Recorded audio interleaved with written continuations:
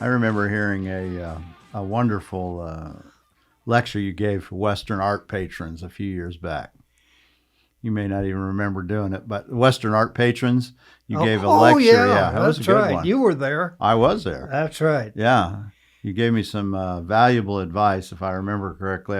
I know, right? Yeah, but you did. I was asking you about cameras and what's the most important thing, and I believe you said make sure you have all your equipment working properly. I at one time I used to subscribe to that. Yeah, Yeah, I thought that was a good, yeah, because it's easy to screw up. I mean, you get out and yeah, you've got the right setting, the right light, everything, and then your battery's not charged, or you have the wrong lens, or yeah. da da da da da da. So, from a professional, that makes sense. Just Well, I'm an old large format film guy, yeah. tripod guy. Well, Yeah. I've got Jay Dusard here, and for those who are watching this on the YouTube, you can see this lovely book that he did. This is the North American Cowboy portrait, and we're going to talk about that. That was done from a Guggenheim Fellowship, actually, that he did in 1981, I think. Right? Was that Yes, when it was? that was the fellowship, Yeah. 1981. Yeah. So tell me, I'd like to know a little bit more about how you grew up, and maybe that'll give me some sensibility of how you became what you became, which is at least what you're known for. I know you're known for your portraits of cowboys and things in the landscape, but I've also seen some other things of your, Well, landscapes and that railroad car. oh I yeah, think that that's right up there yeah, with my favorite piece. yeah. That was a stroke of luck. It's in Rodeo, New Mexico. I know where that is. Yeah, Uh-huh. but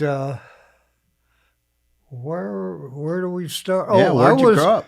yeah, just like Charlie Russell. I was born in St. Louis, west of the Mississippi, Uh-huh. but most of my growing up was across the river in southern Illinois in farm country. I grew up on a big red tractor between soybean rows. So your dad was a farmer?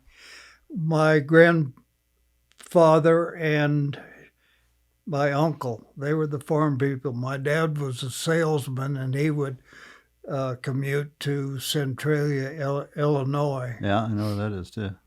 And so your grandfather and your uncle so they were farmers. They were And the farm folks. and yeah. were their parents before them?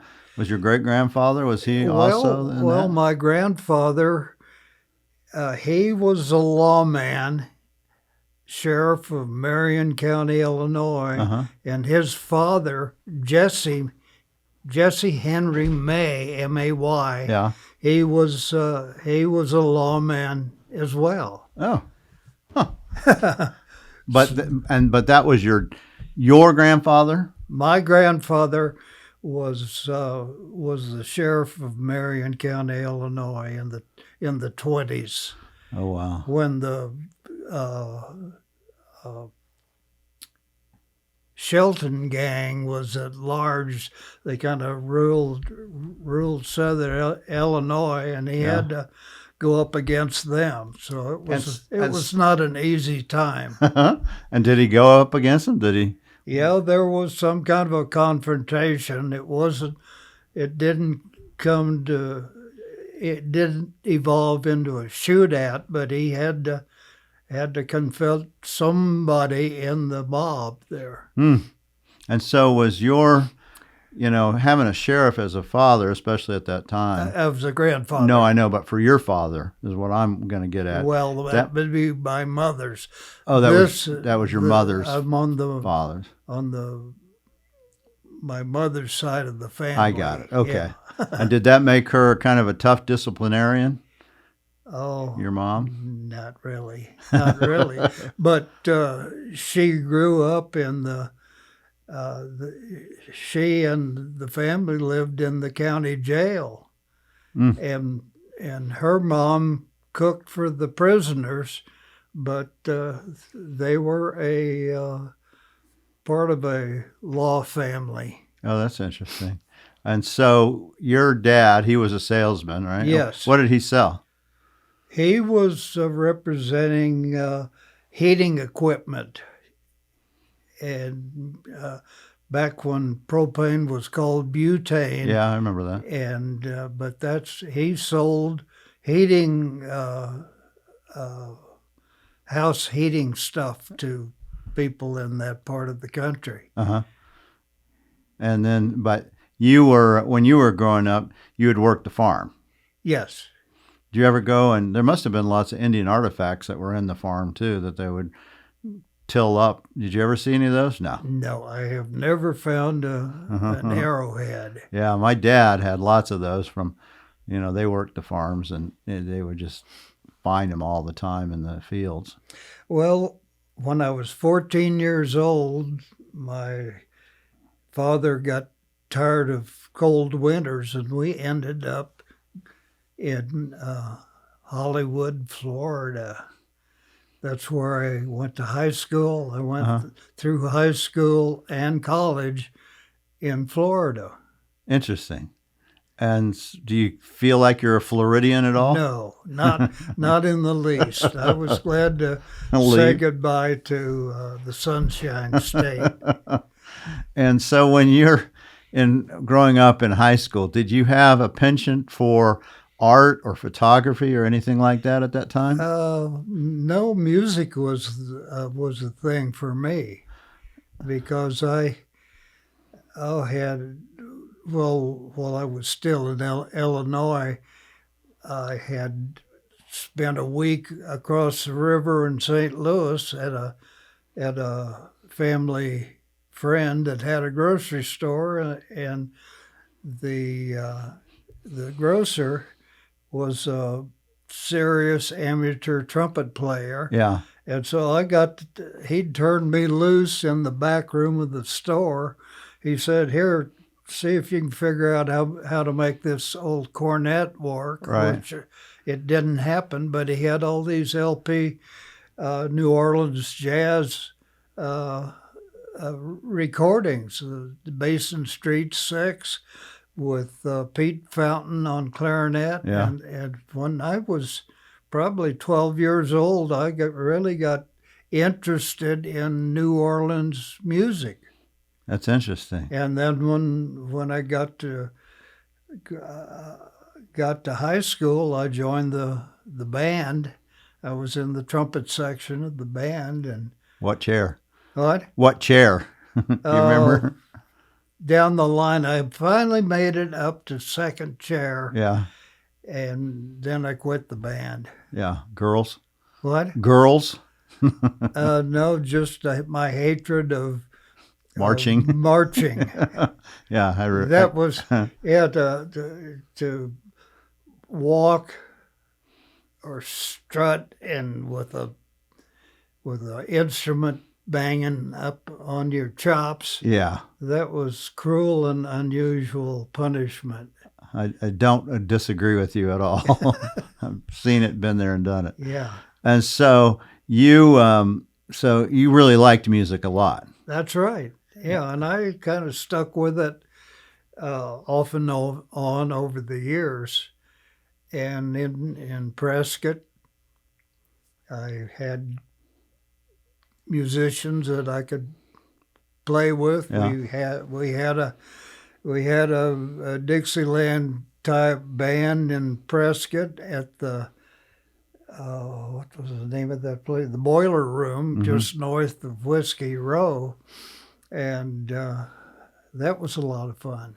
And so when you got out of high school, you went to college from there? Yes. And you said that was in Hollywood, Florida as well? No, Gainesville, Florida. Or Gainesville. Yeah, University of Florida. Uh-huh. And I started out to try and be an electrical engineer, and I was doing poorly. Yeah. But I got lucky, and I ended up in the architecture department.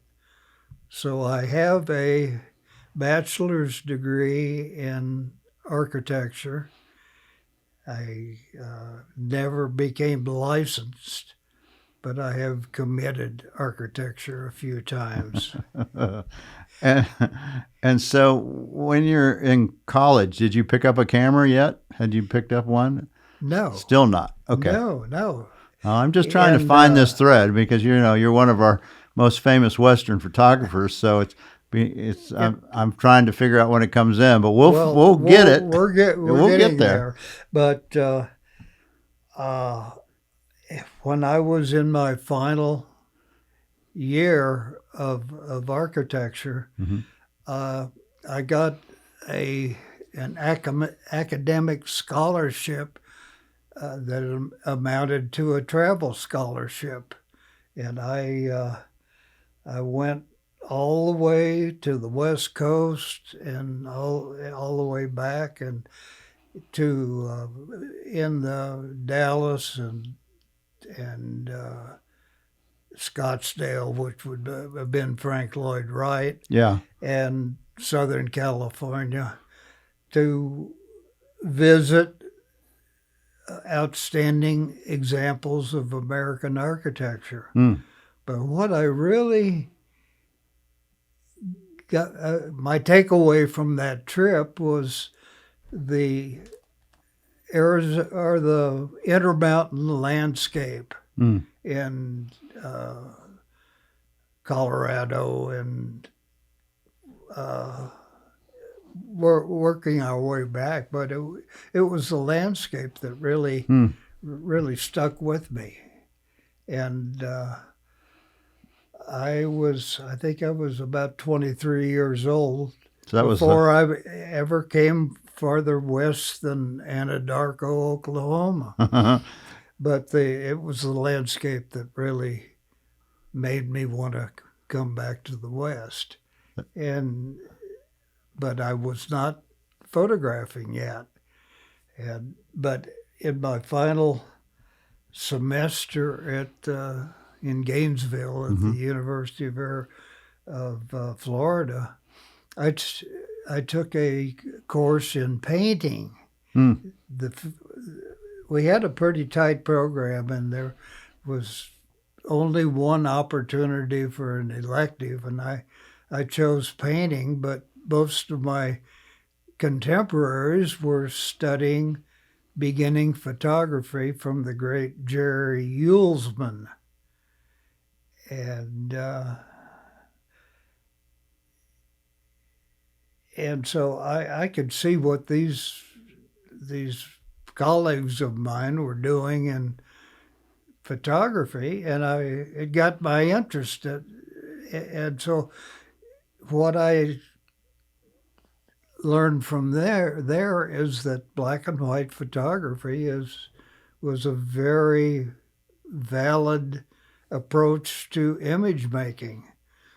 But as a painter, and a not very good painter, I was one of my painting instructor was part of the abstract expressionist movement, and just by pure chance, somebody in the architecture library handed me a book.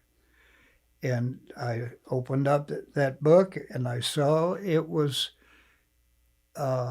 black and white photography by Aaron Siskind. And it just blew me away. And in my little bit of a brush with the abstract expressionist movement made me realize that here was a brilliant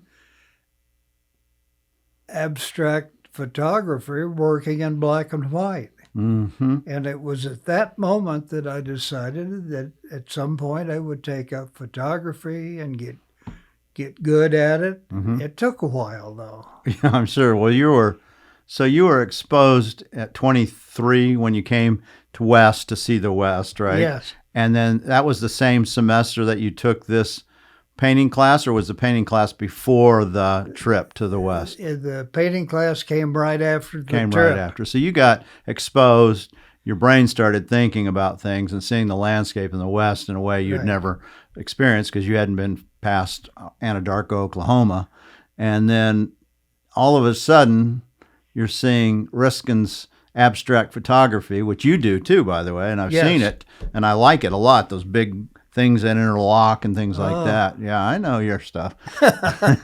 Well, that's what I'm really interested in pursuing. That I started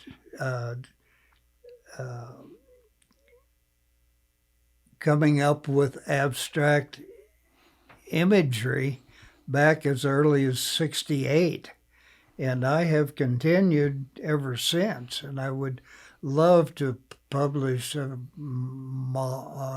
modest size book of that subject, because that's the subject is the least known of my work. Yeah, yeah. I'm familiar with it though, and I think it would be a great book. Need to get Terry Etherton to do it. Tell him you want that and have him publish it. Well, so far it would be a not very economical self-publishing venture. Yeah. But I want to do it while I'm still around. Yeah, I get it. Well, when you start seeing these photography and you say, okay, I'm going to take this up.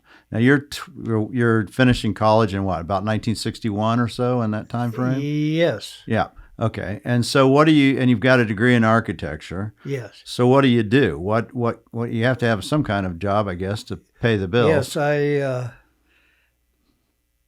I ended up working for an architect in Tucson, and Ellery Green, who I hope he's still around. He's an old timer, but he was a great guy to work for. Mm-hmm.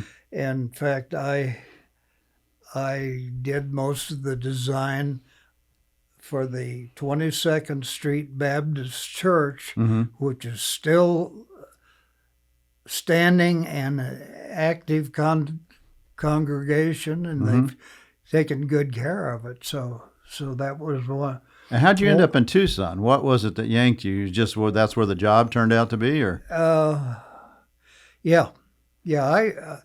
I lucked into a ranch job as I was ready to be discharged from the Army, and I worked for... Well, you just threw that one in real quick. We have a Yeah, whole well- Army thing that we missed out of. Well, yeah. When did you go into that? Was right after college? Yes. So Yeah, 61. See, I had, in order to stay in college and not get drafted, I had to join Army ROTC. Right. So that kept me from being drafted, but it also, the minute I got out of college, I went to boot camp in Fort Benning, Georgia, Yeah.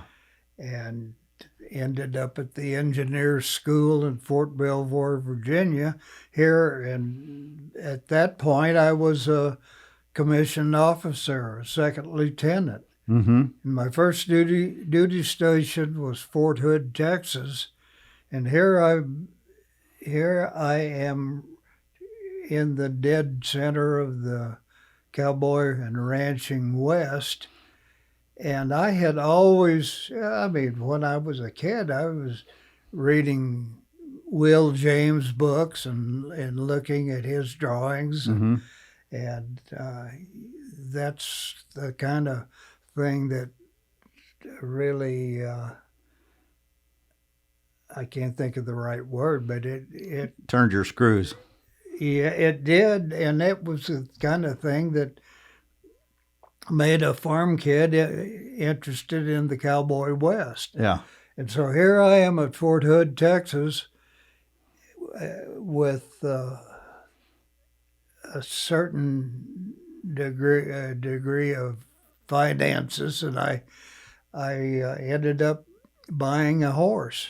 And I met a guy who was running cattle on the Fort Hood military reservation. Right. And I ended up buying a horse from him, and I didn't even have the brains to ask if it was a broke horse. And was it? It was. Turned out to be a 4-year-old, good, solid ranch horse, and I got lucky, and I could saddle up that horse and ride on Fort Hood country in amongst black Angus cattle, riding a buckskin horse, and that was really addictive. Yeah, and you were just doing it for fun. You weren't cowboying or working for you would just go ride your horse. But when I was ready to separate from the Army, Yeah. I had met a rancher from the Douglas area, the great Warner Glenn, and he and his wife were willing to let me join their crew in the fall of 1963. And they put up with me, and it gave me an opportunity to every day horseback in some country that looked straight into Mexico. Yeah. I was having one hell of an adventure, but I was learning the basics of being a cowboy. And that's what you were doing. You're fixing fences, right? Getting cattle, stray cattle, and all that stuff. That's right. Did you keep the same horse that you'd had in Fort Hood, or did you have to sell it? Yeah, that horse came with me. Yeah. And he finally got poisoned on some bad hay in Tucson after I had left the ranch. Yeah. So I only had this good horse until age 9. Yeah. And from then on, I continued to own horses, and I've had good experiences with them. And so when you're working this ranch down in Douglas, how long did you do that? Did you do that for? I was there for the fall of 1963. Yeah. And Warner and his father, Marvin Glenn, they had a hunting business, and they were renowned mountain lion hunters. I was going to say, there's not a lot to hunt but mountain lion and deer up there. Yeah, deer, both mule deer and Sonoran whitetail, and the odd javelina. Yeah. But the mountain lion, I mean, Warner has become renowned as the premier dry land mountain lion hunter. And he's 85 and still going strong. But anyway, I ended up, for the fact that I worked on the ranch, I ended up on a hunt with them. And we were hunting in the Peloncillo Mountains, right on the New Mexico border. And our clients were a man and wife from Sierra Vista. And we got on the trail of a lion, and this hunter, I won't go through how all the chase up and down the ridges and that, but this hunter got off a lucky shot, was much more skilled than luck, and killed a 4-year-old female mountain lion. And when we got back out of the mountains after dark, we were told that President Kennedy had been assassinated on that very day, November 22nd, 1963. And we were probably among the last people in the civilized world that knew about that. Yeah. And it was quite a shock, wasn't it? what a horrible occurrence on that sad day. But I ended up with the skull of this mountain lion that was killed on that day, and I've got that skull, and it's got the date written inside the skull on the palate bone, and that's my memento from that particular day. Yeah, your ritual of probably mourning to some mourning in a way, that thing. Oh yeah, that was a terrible occurrence. Anyway, that's my memento from that occasion. So once you finished up with the ranch handing, and that was in Douglas, then you end up in Tucson right after that, working in the architecture? Yeah, I went to work as an architectural draftsman in Tucson. Had you bought a camera yet? No. And then my second year in Tucson, I ended up working for the U.S. Geological Survey on the U of A campus in the geology building. And I was a cartographic draftsman at that time, but I had access to the U of A library, and I knew that photography was something I had to try and learn, and I checked out all of the Ansel Adams books.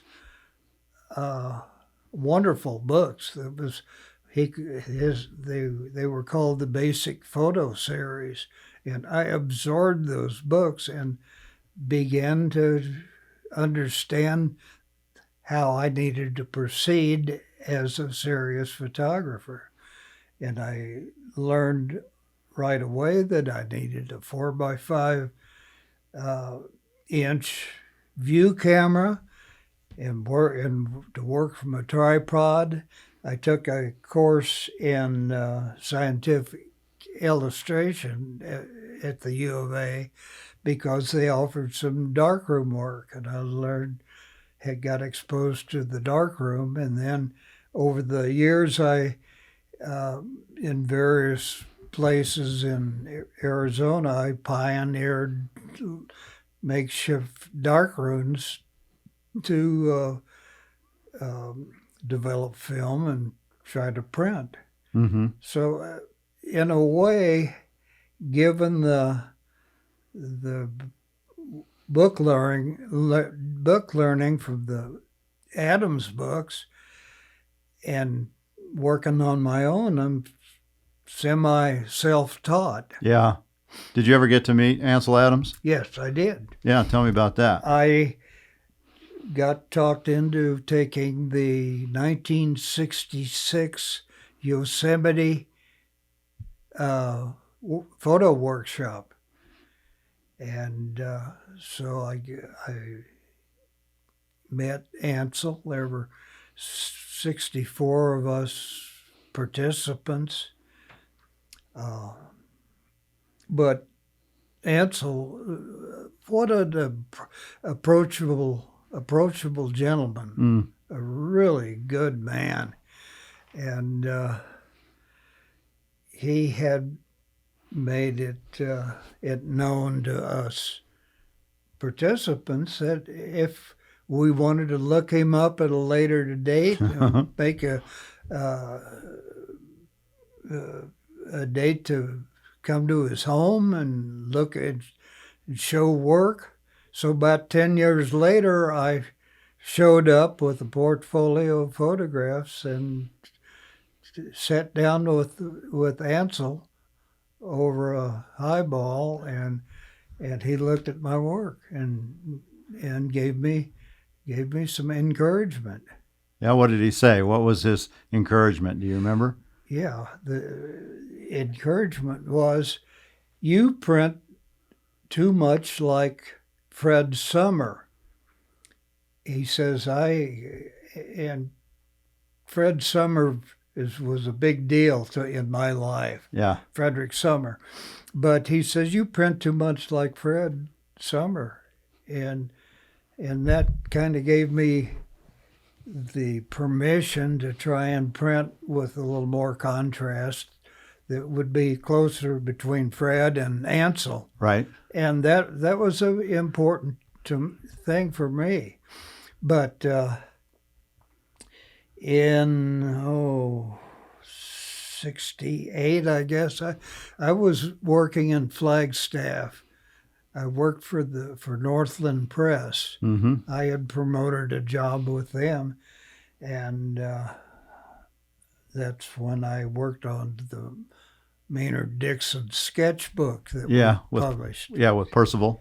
With Don Percival. And did you work with him directly, Don? Yeah. Well, what a nice man. Yeah. God, he was a great guy. But anyway, while I was in Flagstaff, I found out that a gentleman named Frederick Summer was going to show his work at the Museum of Northern Arizona. And I had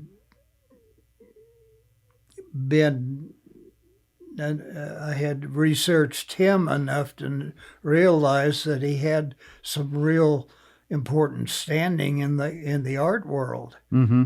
So, and I found out he was going to come by Northland Press the next day, so I made sure I had some prints to show him. And he said, well, this work is of interest to me, but if you come down to Prescott, I will show you some stuff that would improve the quality of your work. So a month later, I drove to Prescott, walked in the door, and Frederick Summer said to me, how would you like to teach photography at Prescott College? And I thought, this is unprecedented. I couldn't believe I was hearing this. I said, well, I'd be interested. And he says, well, if you're interested, I'll go to work on it. And in fairly short order, he got me onto the faculty to teach photography at Prescott College. He was taking a chance on me. Yeah.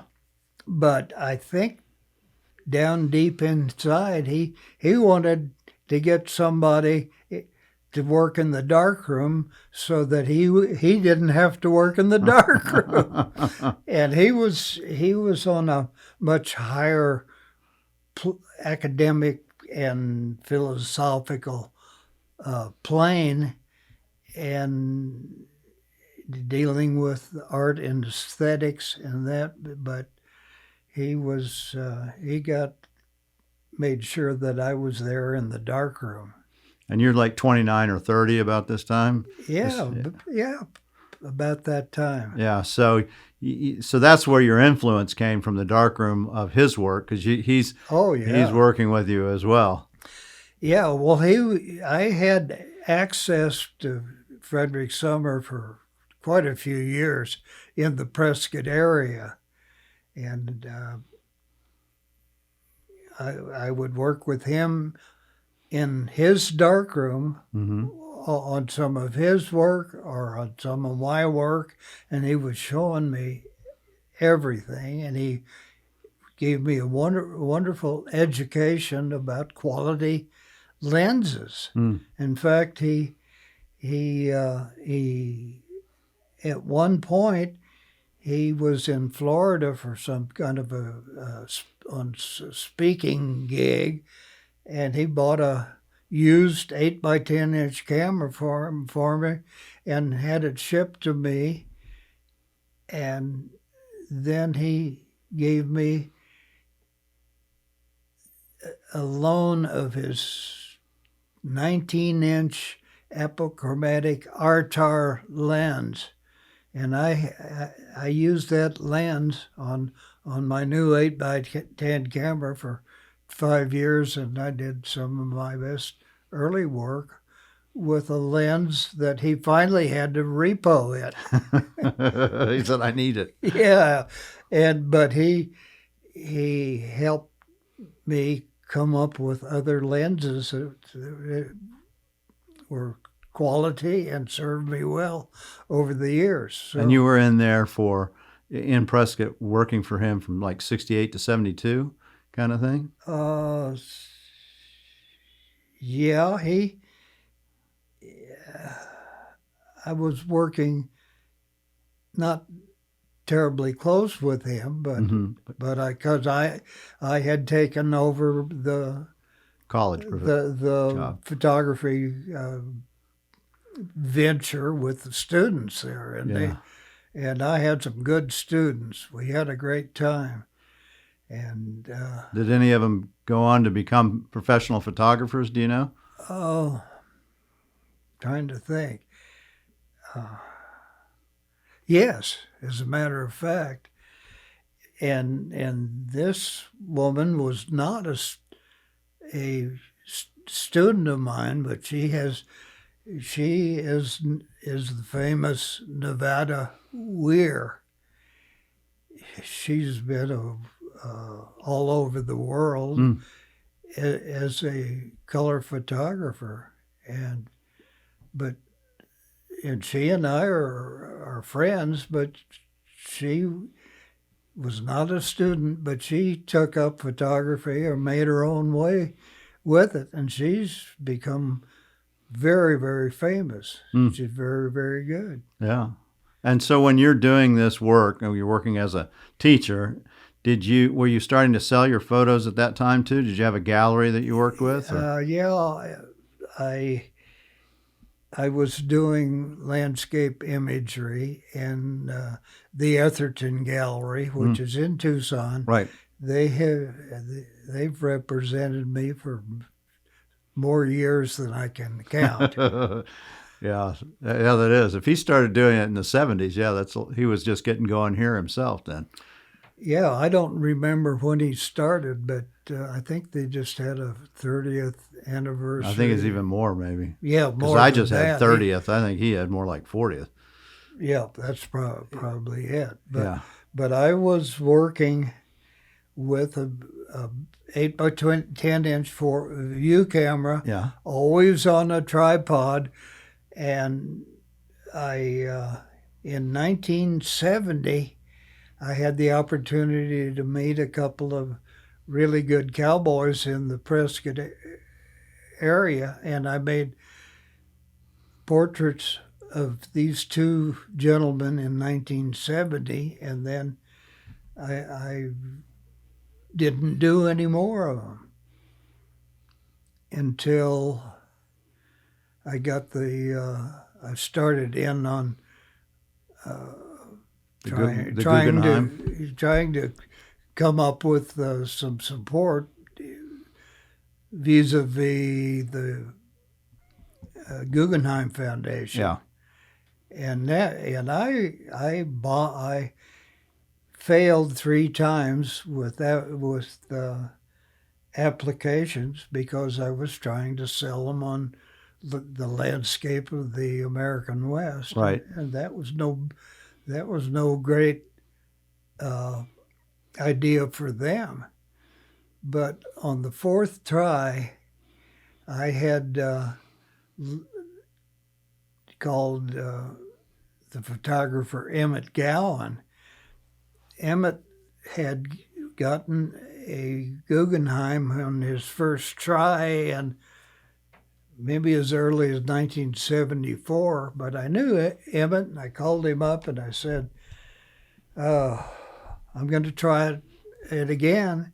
What's your good advice? He says, come up with an idea that if you got the award that you would be happy pursuing.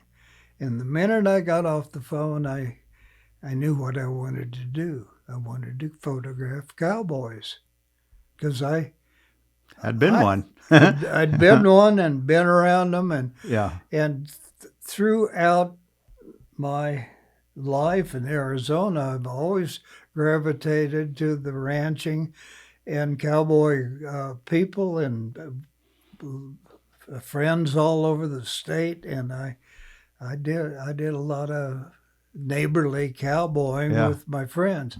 But anyway, when Emmett gave me his advice, I hung up the phone and I started in on trying to come up with a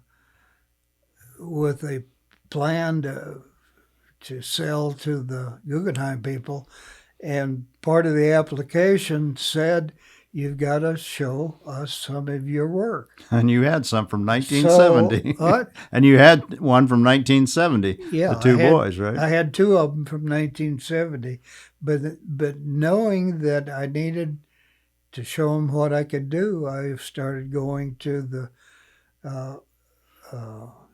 ORO Ranch northwest of Prescott, which is still one of the great big outfit ranches that runs a chuck wagon and has a cowboy crew and a big remuda of horses. And I started photographing those guys. And I ended up with a set of 16 nice prints, mounted prints. I sent them off to the Guggenheim, and they bought it.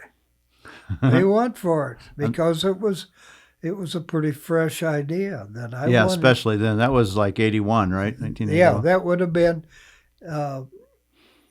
It was in 1980 that I had made the application. Yeah, and my plan was I wanted to do a series of large format black and white view camera portraits of the working cowboys. And this was not going to be the cowboys at work. This was going to be serious setups of semi-formal portraits. right. And this is where my architectural background came into play, because I was working from a tripod. I'm working slowly, and I could organize a place where I wanted my subjects in there. Mm-hmm. And so I'm designing a photograph. Yeah. Step by step, and then inviting the people in. Sometimes they're afoot, sometimes they're horseback, but I was organizing photographs on a large format from a tripod. You were doing composition like a landscape, really. Yeah, right. In fact, I use the word composition, and I've taught a lot of photography workshops, and I would kind of ease my students into considering the composition of a photograph as a matter of design. Mm-hmm. And I said, think of what you're doing is you're designing the photograph. So that's a matter of semantics, but it was a big deal for me. Yeah. And did the people that set for you, how did they take to it? Or should I say, how did they cotton to it? They felt honored that I had come a long ways to intrude into their lives and participate with them. Yeah. Yeah, I was usually horseback with these crews for even several days before I even said, let's make some photographs. So that's how I met these people, and they gave me some credibility. And so I might have gone to a branding and drug calves to the fire to get the brands put on them. And that was what I knew how to do. And I came into that activity with a certain amount of credibility. Yeah, to it. absolutely.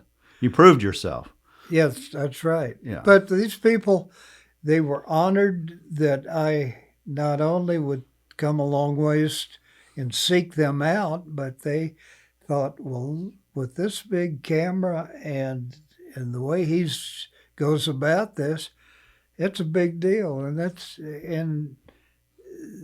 there was a certain amount of being honored by the process. Yeah. So it was good. Did any of those people that you didn't know before you did the photography become friends afterwards?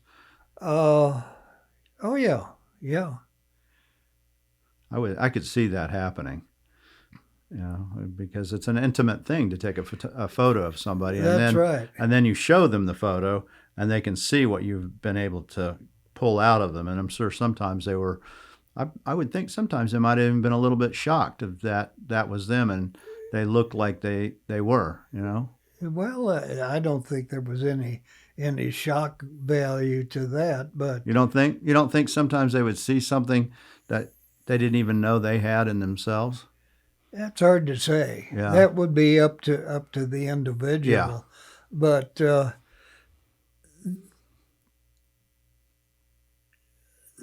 a portrait in photography is a form of communication. Absolutely.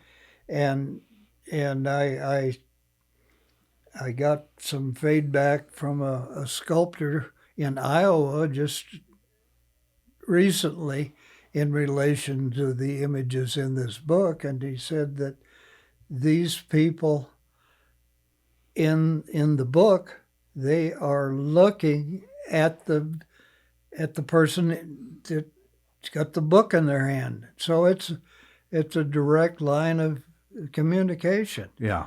And so this guy said, I can't even remember, but anyway, he remarked that there was a direct act of communication between the viewer of the book and the person that's being photographed. And I had a exhibit in Louisville, Kentucky, a few years ago, and the gallerist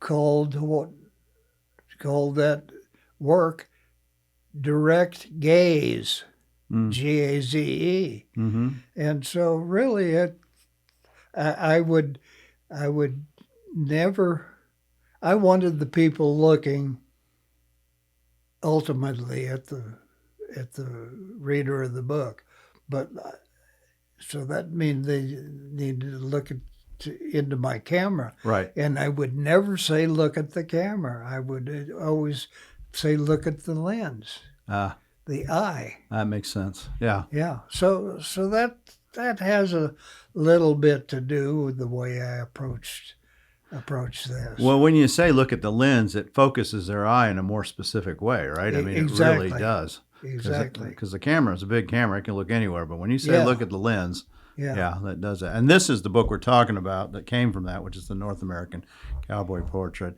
And we're fortunate enough to actually get 10 of these to sell. And they'll come out about the same time as the podcast. Again, for anybody who's actually looking at this on YouTube, you can see the photography. And this one particularly, I just love this. Tell me a little bit about this lady. She just turned 70. What was she I there? knew her when she was 19 years old. Yeah. And her parents brought her to Prescott College, and she was a student at Prescott College. And she was never a photography student of mine. She was an advisee of mine as a member of faculty. I had advisees, but we've been friends ever since I met her. Julie Hagen, right? Yeah, and I don't know if she even graduated from Prescott College, but she went back to Wyoming and got a job on a ranch, and for years she was in charge of about 400 mother cows on a Forest Service allotment Mm-hmm. in the Grovant mountains of Wyoming, western Wyoming. And so when I was on the trail of the cowboys in from Prescott to uh, British Columbia and Alberta and back down to my Montana and Wyoming, I looked her up and did that portrait. And where was she at that time? She was working on a ranch called the Little Jenny Ranch near Bondurant, Wyoming, and she had just turned 30 Yeah. when that photograph was made. And 40 years ago. Yeah, 40 years ago. You think we'll still have that culture in 30, 40 years, the cowboy culture? It's hard to say. It's hard to say because a lot of ranch ownership goes into the corporate world as write-offs or to celebrity ownership, and maybe the celebrities would be more inclined to operate the ranch in a more traditional way. Right. It's up for grabs. Yeah.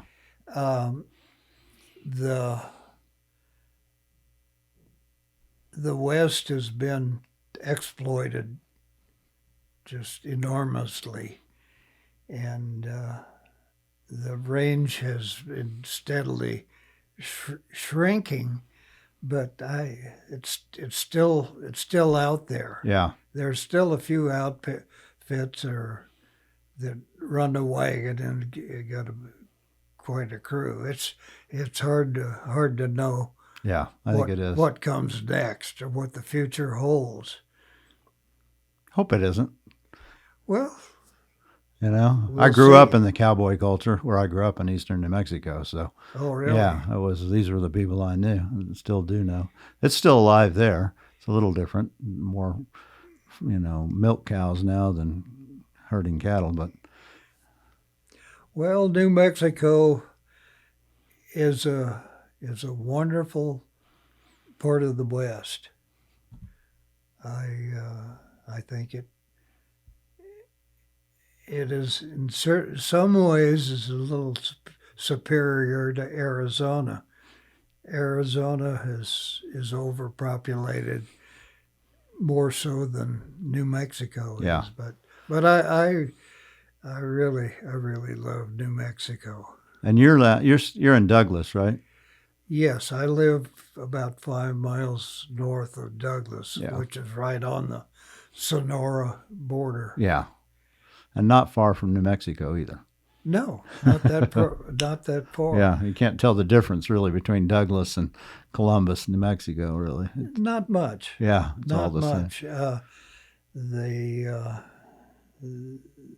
There is still a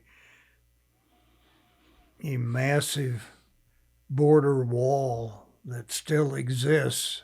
I'd love to see it come down, but it was working its way illegally eastward from Arizona into New Mexico, and then we had a change of administration, Right. which was not the smoothest ever.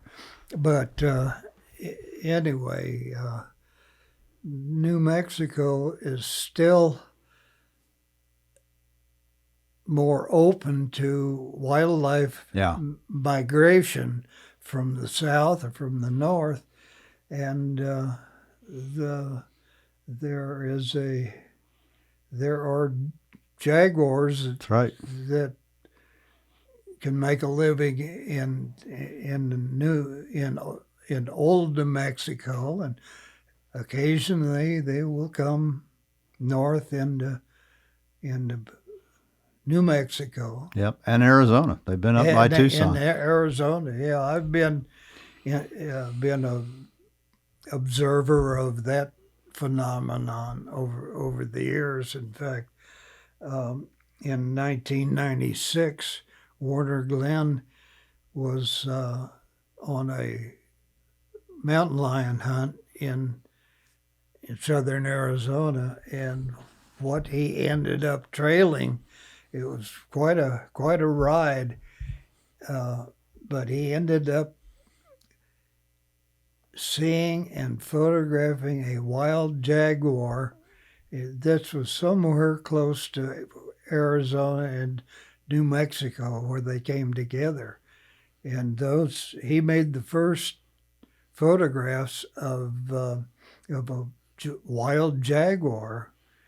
I mean, there were photographs of jaguars that had come north, but they were dead ones. Mm-hmm. He got the first live ones, pictures live of the jaguar, and I helped him put together his book called Eyes of Fire, Encounter with the Borderlands Jaguar. It's a wonderful book, and but he was thrilled by seeing this jaguar, and he was in a way too close to this wild animal with his hunting dogs, and they were just about to come to grips, but he managed to keep himself and most of his dogs safe, and he watched that jaguar head south back into New Mexico. Yeah. And it was quite a thrill for him. He wasn't about to hurt that. Slay it. Yeah. Yeah, no, it's a wonderful thing. And he and his father, many years before, had gone way down into Nayarit, Mexico, into the jungles, hoping to encounter a jaguar, and they never got to see one.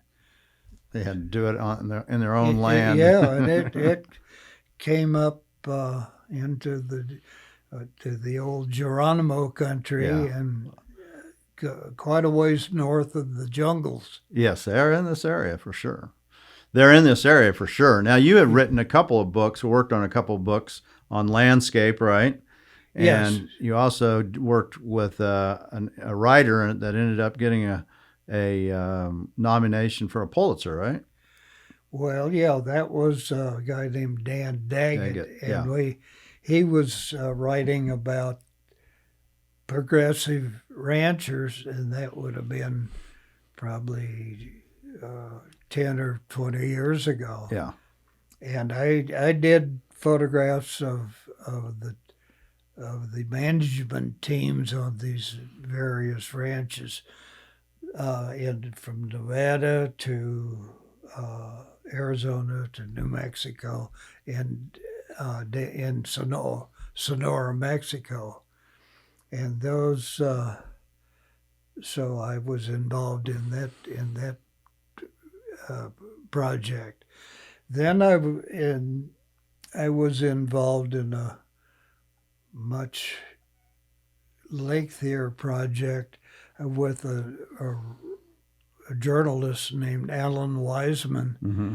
and we did a book called La Frontera, the United States border with Mexico, and we spent most of 1985 working both sides of the border, all the way from the Pacific Ocean to the Gulf of Mexico. And when I signed on to that project, I was thinking, boy, there's a lot of open countries, a lot of landscape opportunities for me, but I ended up doing mostly portraits because the stories came from the people who dwelt along the border on both sides. So what? What did that teach you that when by doing that? Because you met a lot of people and it probably took a lot of time. I'm sure you must have come away with some thoughts that you hadn't had before. Oh yeah, yeah, and that the border was quite peaceable then, but there was a border patrol presence, and there was uh, illegal traffic, mainly northward, um, and but it was a lot more peaceful then than now. This was in 1985, Mm-hmm. but yeah, the Papago Reservation was it was a kind of a dual citizenship Right. situation, because part of that part of the country of the Indians was on both sides of the Yeah. both sides of the border. And this Still is.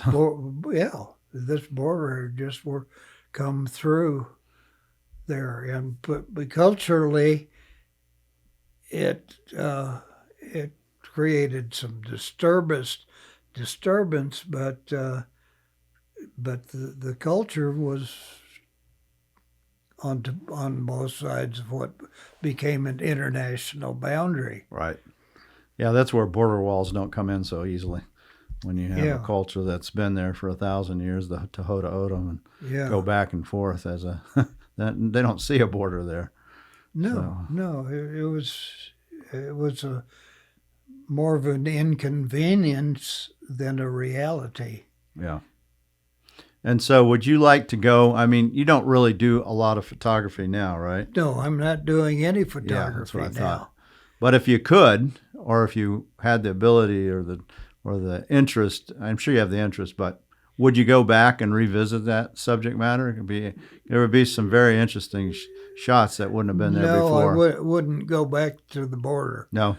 because I've had plenty of opportunities to try and learn a second language Yeah. that I am incapable of. Yeah. And though I've lived for 22 or so years right next to my neighbors to the south, I could go into Walmart and I am mystified by my lack of understanding of what is being said by the people there. Yeah. I Well, in another 30 years, that won't be the case for all of us, I don't think. yeah, you're right. We'll But all be no, bilingual. things are changing. The demographics in the southern United States is in flux. It's Yeah. changing, Yeah. and it's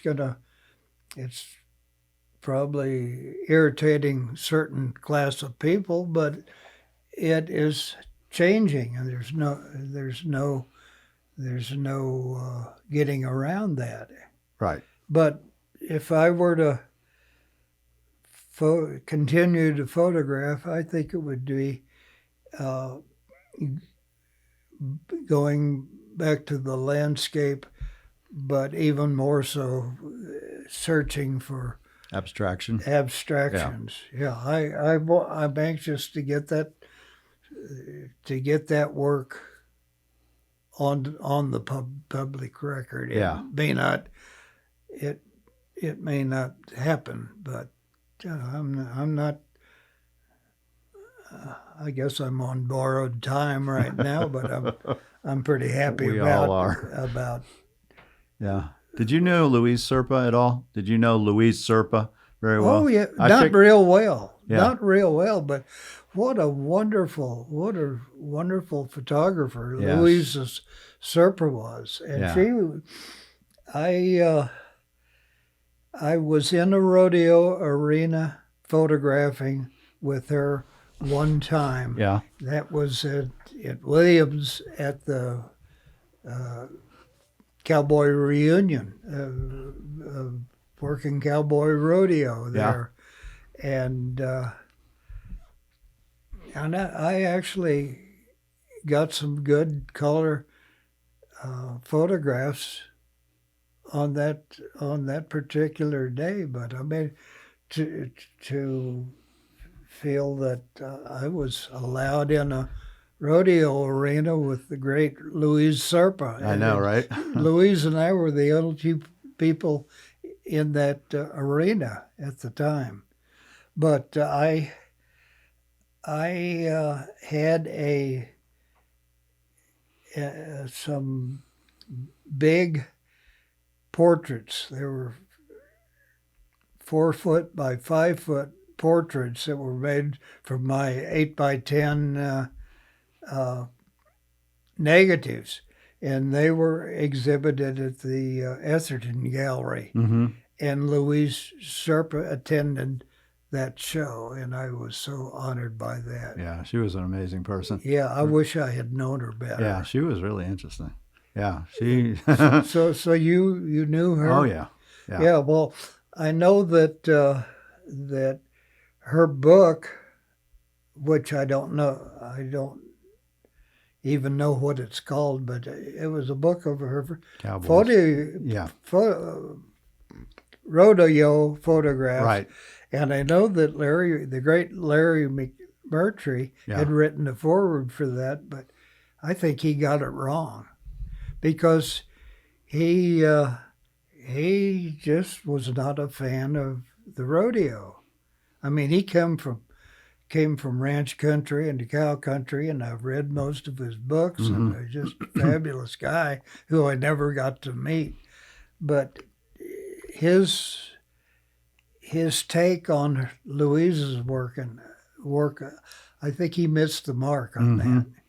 Yeah, he was an interesting guy. He lived in Tucson as well. You're right, and I know that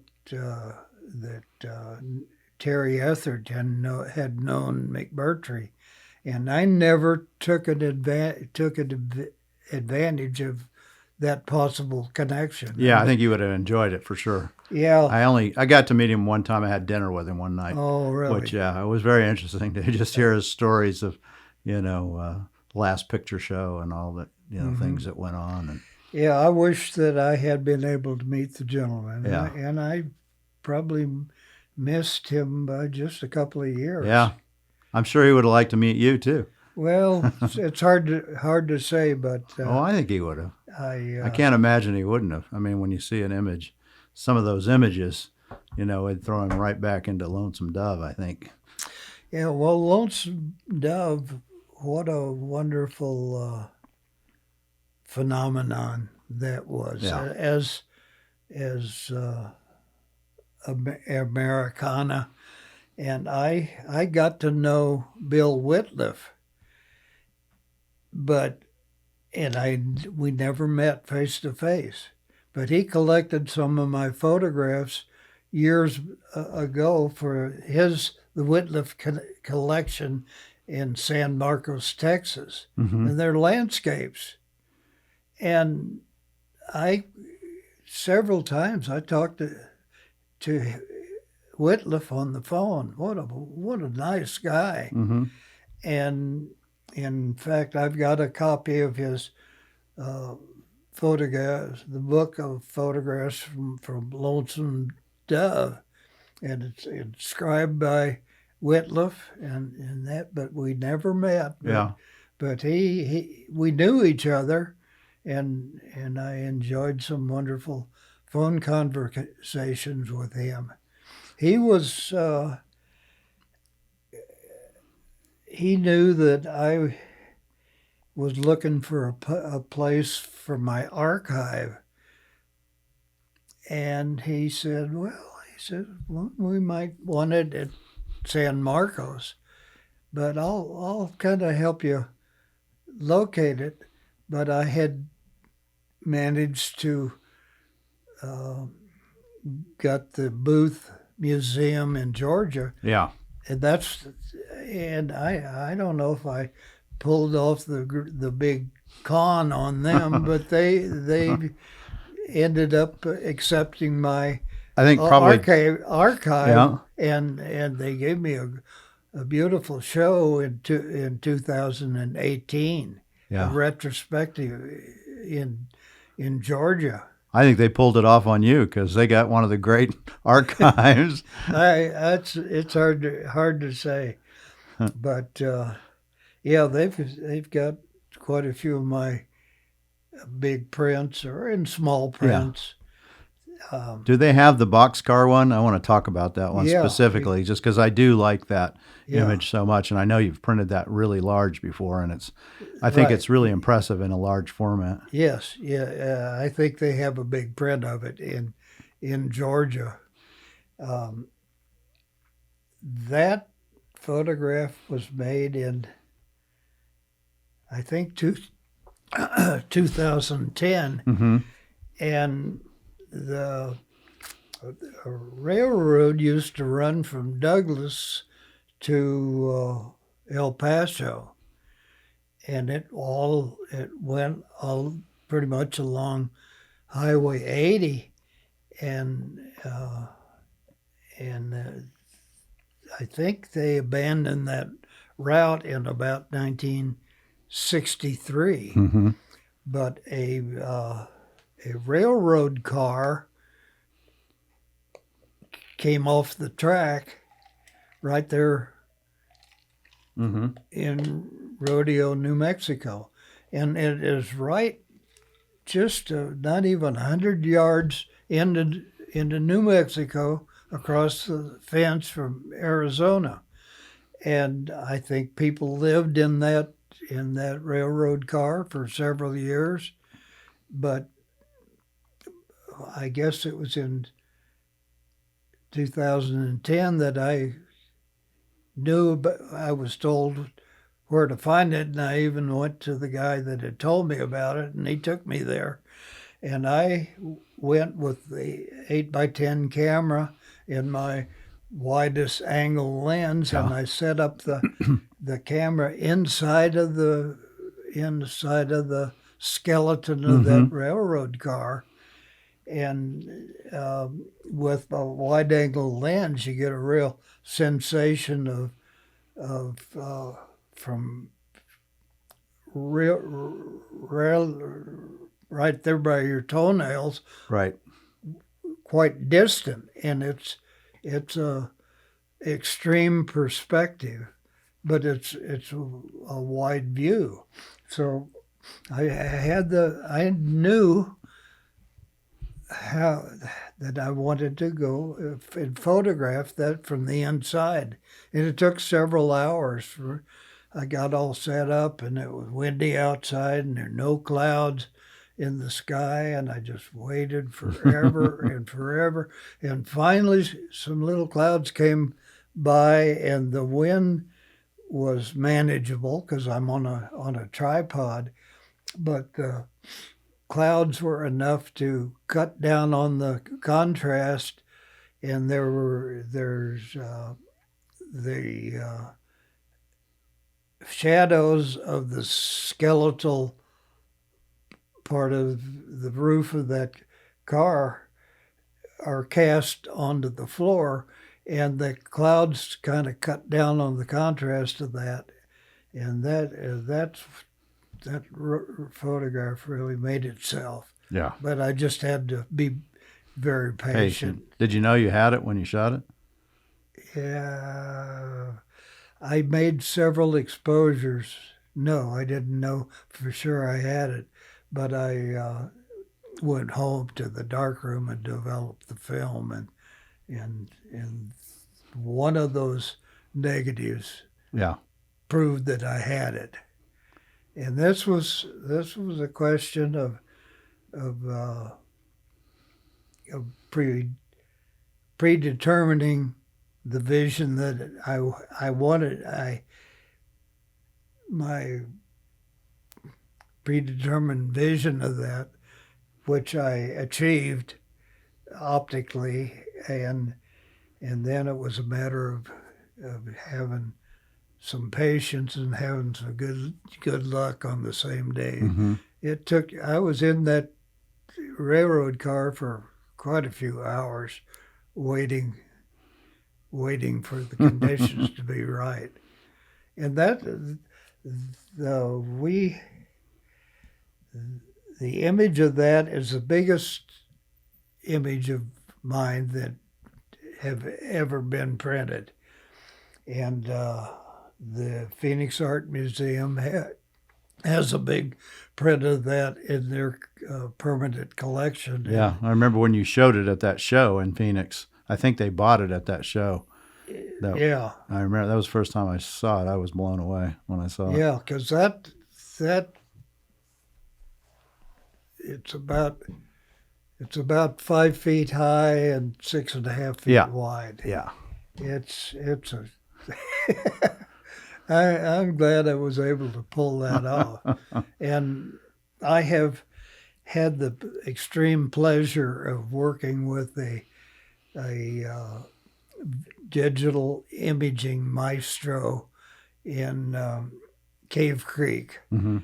And he has made big prints from my big negatives and some smaller negatives. The guy is the best, got to be the best printer in the universe. And I've had his friendship and access to him for many, many years. What's his name? You want to give him a shout out? Yes, Carlos Mandela Viatia. He has got a 7-syllable surname, and that would be the second line of a haiku.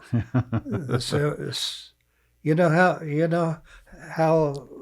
a haiku is constructed. Mm-hmm. 5 syllables on the first line, 7 syllables on the second line, and then 5 syllables on the third line. And the way you remember that is from a haiku, and it goes like this. Last summer I had 1, 2, 3, 4, 5, 6, 7 zits on my face. That's an adolescent haiku. That's right. But one of my Prescott College students, he laid that on me many years ago, and I've never forgotten it. Those are good ways. In medicine, we use those all the time to try to remember long and difficult things, diseases and stuff. It's a lot easier to do it that way.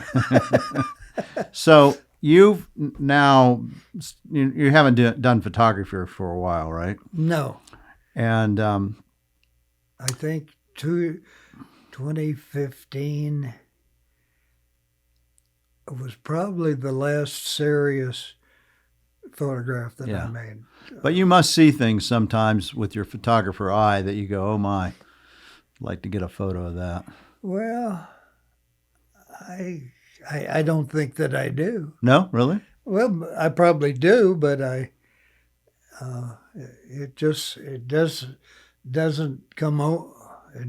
overwhelm me at the time. Yeah, well, then maybe that was the right time to stop with the camera. I think it was time for that to wind down. I was out on the west side of the Dragoons about a year ago with a dear friend from Arkansas who was one of the greatest digital photographers on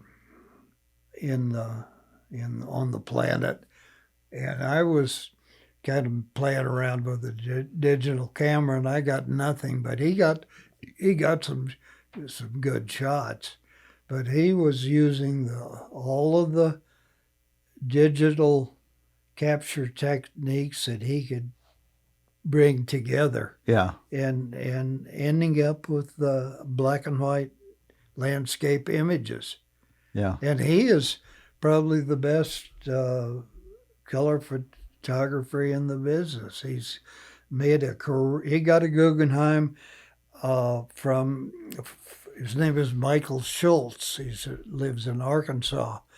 He got a Guggenheim for doing color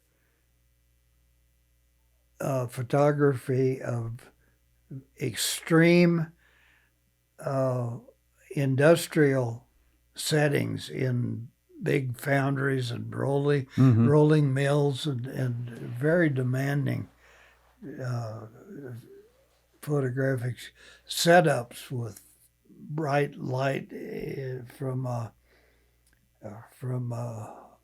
cauldron of molten metal Mm-hmm. being poured into something, and he I can't say enough good things about Mike Schultz, but he is he is an old large format black and white photographer that we got together in 1980 in Prescott. Mm. Been good friends ever since, but he has taken the massive capabilities of digital photography and bring it all together, and then he's converting it to black and white. Yeah, he's embracing the technology. Yeah, Yeah. yeah, but he has top of the line Yeah. instrumentation and the knowledge to go with it. Yeah. That's what it And takes. I'm not in the least inclined to want to get involved in the digital equipment arms race. It's just too much for me to deal with. Yeah. Well, what would you tell a young artist that really wants to be a photographer? I mean, everybody's a photographer now, right? But somebody who really says, "Okay, I'm going to do this as a profession." I would encourage them to study architecture. Really, I get it. seriously, because to work I'm going well to take a in photo of you while I've got you here, actually. See?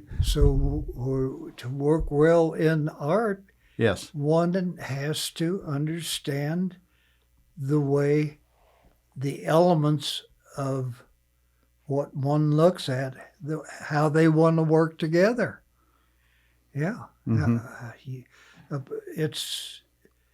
I have always considered the making of a photograph as a design opportunity, and for the most part, I have worked very slowly. And one of the great photographers who is a friend and who I very much admire is William Albert Allard.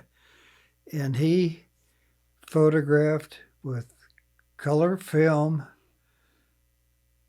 with Leica cameras mostly in Paris, and he's been all over the world photographing for National Geographic. And his work is instantaneous grabs of things that were coming together for him. He was like the great Cartier-Bresson, the black and white photographer. But Bill Allard worked in color. Mm-hmm.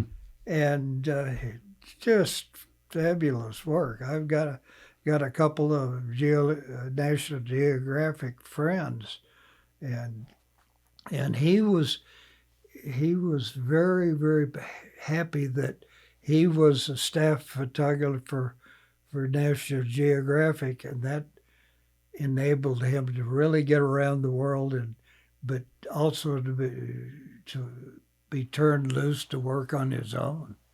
Do you have a personal favorite photo that you've taken, or photos? Yes. Well, that's one. Yeah. The one of this one. That one and Julie Hagen.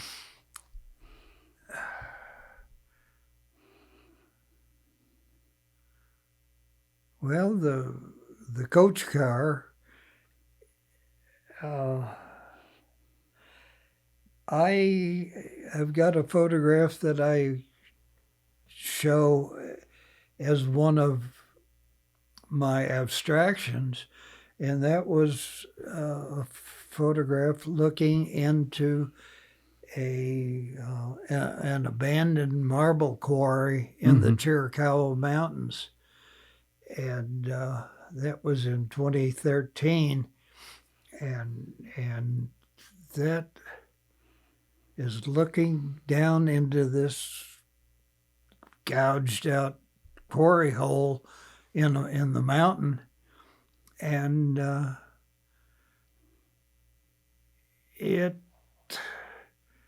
it's a vertical photograph made with a 4x5 inch view camera from a tripod, and I was so afraid I was going to fall into that pit because the setup was pretty dicey. Yeah. But I have no way of showing you that photograph. We can find it, I'm sure.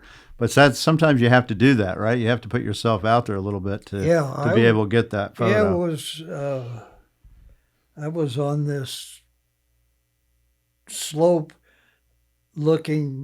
overlooking that probably 40-foot fall into a hole in granite rock. Yeah.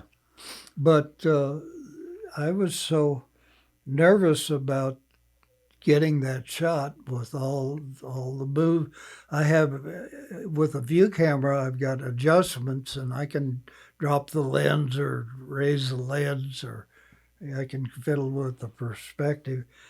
And I was so nervous about getting that shot and getting out of there that I didn't even notice how beautiful the light was. Mm. And if I had it here to show it to you, you would see what I was, in my nervousness, that I didn't really, I missed it until I looked at the photographs since. It's a photo. It's not my very favorite, but is really high on my personal list. Yeah. Louis Serpa told me, always follow the light. Jeez. Well, yeah, but I wasn't following the light. I was following my fear. Yeah, you got the light. You innately knew. I'll send you a JPEG of it. Yeah, do, and we'll put it on the video part of this so people can see which one we're talking about. So anything, last words you want to say to people who are listening about you or your work? Well, I have always considered photography to be an art. It is, I agree. It is, and it needs to be, in my estimation, approached that way. I think photography is so universal now, and everybody's got a cell phone, and there's the amount of photography that gets captured now. I don't know where it all goes, and or what are the motives for it. It goes. Yeah. That's a good question. I mean, what are the motives? I think there's a lot of different motives. I think for some of it, it's just self-gratification of, the self-ego. I think some of it is remembrance of a moment. That's right. And then for others, I think it is seeing the world through an unfiltered way that they can't see through their own eyes.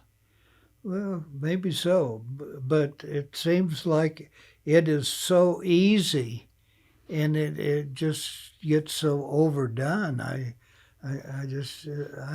don't have a very good grasp of the magnitude of what happens photographically. Yeah, probably hundreds of millions of photographs are put on the internet every day. Yeah. Hundreds of millions. Yeah. So, but even with all those, some are better than others. Well, sure.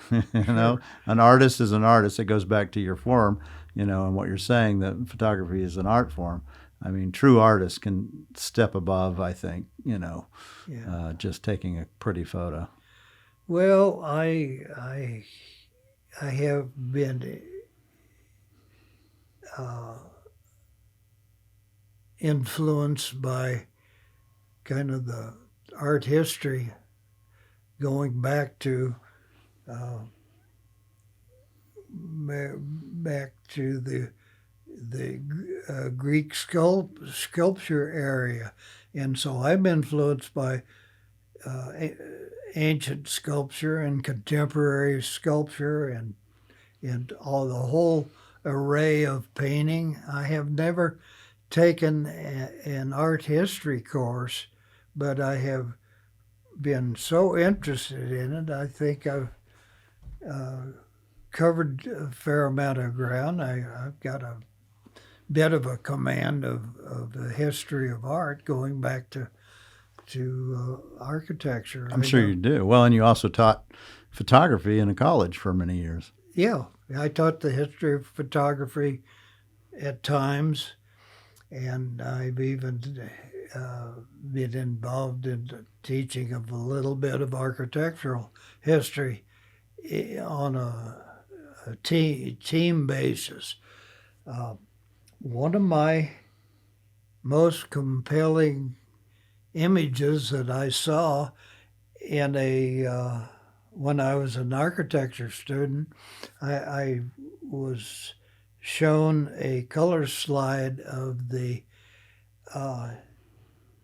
Nike of Samothrace, the heroic figure of the headless woman with the wings that was an early Greek sculpture that was commemorating the victory in a naval battle. Mm-hmm. And this was called the Winged Victory of Samothrace. Mm-hmm. And I've even got an abstraction that's called Winged Victory. But having seen that as a architectural student back in the late 50s, Yeah. that resonated with me, and I've never forgotten it. Art can do that. Yeah. A single piece can make a difference. Yeah. Can change everything. Yeah, and I think you probably had a few of those in your life, but on the winged, on that one, Winged Victory, yeah. We can end it up there. Jay, thank you so much for taking your time. And for those people who are listening, we have 10 of his books. I don't think they're going to last very long, but you can see they're signed and they're limited editions, and we're thrilled to have those. And it has the original photo inside. There's actually only 9 because I'm going to buy one. So now you got 9 left. Well, Mark, it's a pleasure to spend this time with you. Yeah, and I'm in the presence of a great Maynard Dixon collection, and I was privileged years ago to work on the publication of the Maynard Dixon drawing sketchbook. Yeah. And Maynard Dixon has been a real heroic influence on me. Yeah. And he was good friends with Ansel Adams too. Yeah. So yeah. In fact, the portrait of Maynard Dixon in that sketchbook was done by Ansel Adams. Yep. And when I was working on that book, I called Ansel and got him to come up with his favorite portrait of Dixon, and that's how come that was my contribution to getting that image in the book. And that was Ansel's favorite image that he took of him? It had to have been, because I've seen other Maynard Dixon portraits by Ansel, and that's clearly the best one. Yeah, that's interesting. Yeah, well, we learned something. I would have been happy to tell him that should have been your favorite.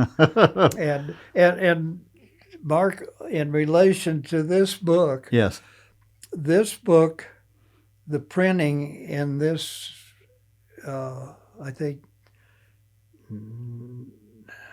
1983 book, that's what it was printed, is Ansel Adams had pioneered black and white reproduction in a book with David Gardner of Gardner Fulmer Lithograph in Southern California, and they're the people that did the printing on this book. And I know I was over there. I walked in to Gardner Fulmer, and Dave Gardner said, "Here, Ansel's on the phone. He wants to talk to you." And that was a cool deal, but it was the quality of the reproductions in this book. Yeah, your book. Go back to the pioneering work that Dave Gardner did with Ansel Adams for his books. Wow. So that's a Yeah. that's a benefit of this whole sales talk. Yeah. Well, I don't think last time we had books, they didn't last very long. I don't think we have to sell them too hard. Well, Jay, thank you so much for taking the time to come up. I know it's a hassle sometimes to come up from Tucson, but we appreciate it. I've always wanted to have you on the podcast. I think you're very important to not only photography, but just to the whole sensibility of what the West is. You lived it, you captured it, you still live it. And, there's not a lot of us out there like that. Well, Mark, thank you for the opportunity. You're one of the great gallerists, and I admire you very much, and I appreciate you. It means a lot coming from you. It really does. Thank you very much. All right, we'll go look at Maynard Dixon's stuff. Okay. And get these books done.